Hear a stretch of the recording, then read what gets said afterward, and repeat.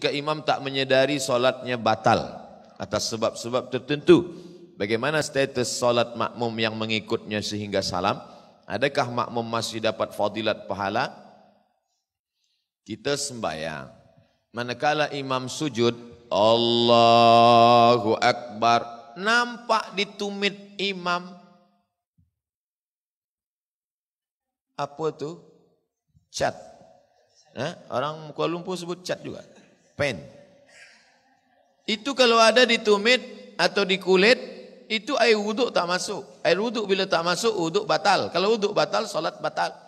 Maka kalau imam itu solat dia batal, makmum mufaraqah, memisahkan diri daripada imam.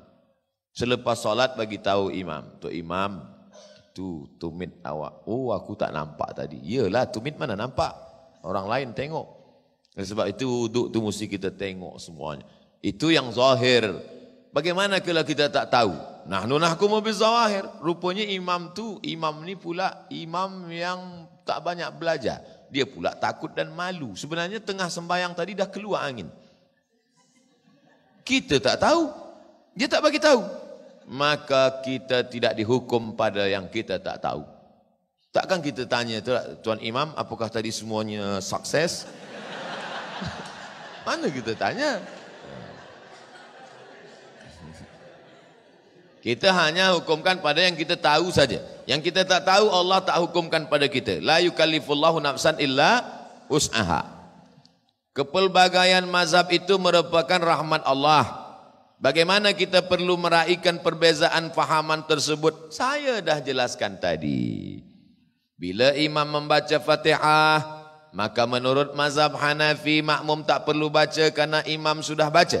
Dalam mazhab Maliki makmum tak perlu baca kalau imam baca jahar. Dalam mazhab Syafi'i makmum tetap baca walaupun imam dah baca. Sebab mazhab Syafi'i berpegang pada hadis la salata liman lam yaqra bi Fatihatil kitab, tak sah sembahyang bagi sesiapa yang tak baca Fatihah. Saya sampaikan 3 mazhab, tapi saya jelaskan dalam perkara ini saya berpegang pada mazhab Syafi'i. Kenapa Ustaz sampaikan 3 tadi? Kenapa Ustaz sampaikan 3? Kenapa Ustaz tak sampaikan 1 saja? Saya nak jelaskan, bila nanti tuan puan sembahyang di Masjid India, kebetulan yang bagi tazkirah itu ada ulama dari India, diterjemahkan, translate pakai bahasa Melayu. Nanti dia jelaskan, apa kata ulama yang dari India itu bagi tazkirah. Kaya hal hati ke coach sebagai dia sampaikan. Kata dia bila kita sembahyang kita tak perlu lagi baca Fatihah. Sebab imam dah baca Fatihah. Nanti jamaah ni confused. Sebab selama ini dia tahu bahawa makmum ni mesti baca Fatihah. Kenapa ulama dari India ni kata tak perlu baca Fatihah? Tapi bila saya dah jelaskan di sini, mereka tidak akan saling menyalahkan. Oh, patutlah dia cakap tak perlu baca Fatihah sebab dia dari India dan India itu majoritinya adalah mazhab Hanafi. Apa maknanya? Dari maghrib ke isya 45 menit kaji fikah 4 mazhab. Yang kita amalkan tetap Syafi'i. Apa guna yang 3 ini? Supaya kita menghormati perbezaan kepelbagaian mazhab fikah.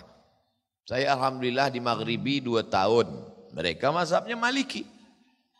Di Kaherah pula masa tahun 1 belajar fikah kepada Syekh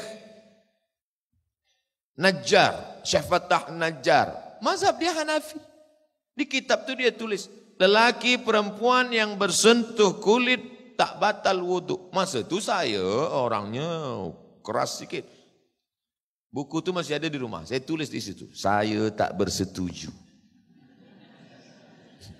Dia cakap, lelaki dengan perempuan bila bersentuh kulit lamsur rajul lil mar'ah la yubtilul wudu. Saya tulis kecil di situ. La uwafik, saya tak setuju. Masa turun natijah memanglah gagal, tak lulus. Ulang balik tahun depan. Tahun depan jumpa dengan Syekh Dr. Rajai. Dia tulis, lelaki dengan perempuan bila bersentuh kulit batal. Inilah guru saya, kata saya. Tapi manakala kami tengok antara Syekh Rajai dengan Syekh Najjar, bila berjumpa dia salam, dia peluk.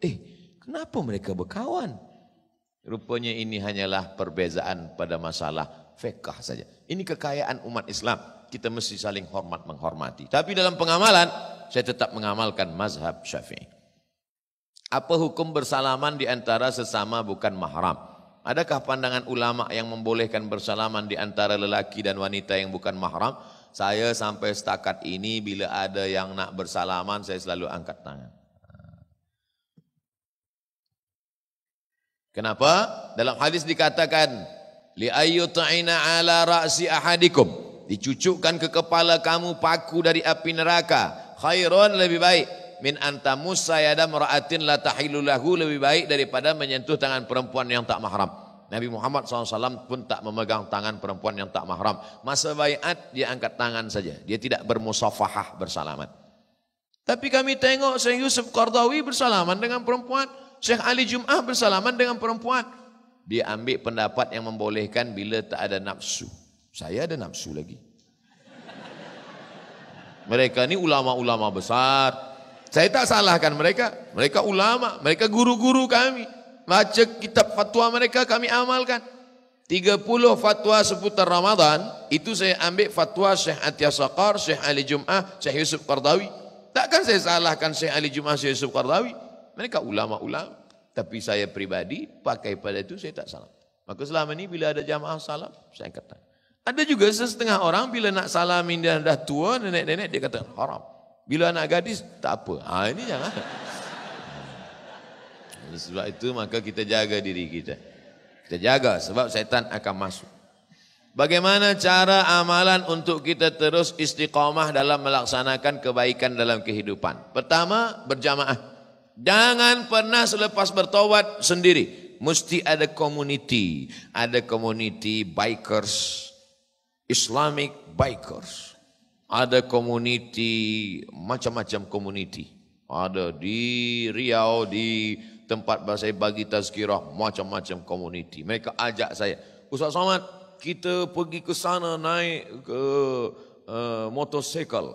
Okey, saya ikut. Sebab nak ikut community mereka, supaya mereka dekat lagi kepada agama Allah Subhanahu wa taala. Buat community. Yang kedua, selalulah melihat orang mati.